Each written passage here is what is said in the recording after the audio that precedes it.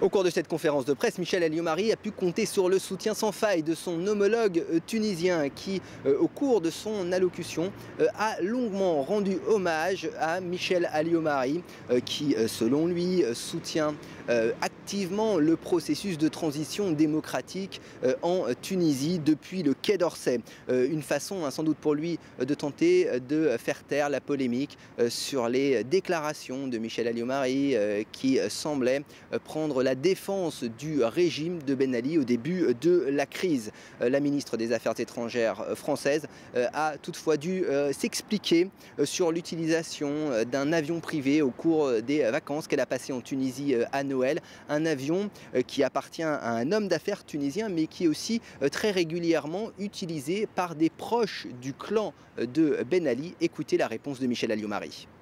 Franchement, quand je monte dans un avion, je demande rarement qui a déjà utilisé l'avion.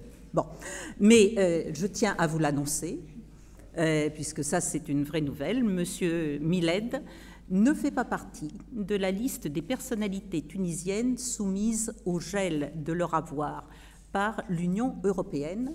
Cette liste a été établie à la demande des nouvelles autorités tunisiennes.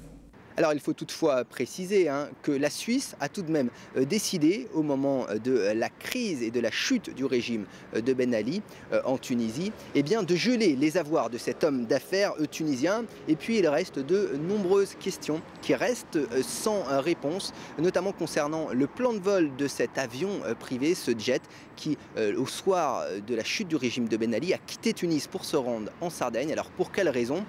Pour l'instant nous n'avons pas encore les réponses. Mais Michel Alliot-Marie n'en a sans doute pas encore tout à fait terminé avec cette polémique.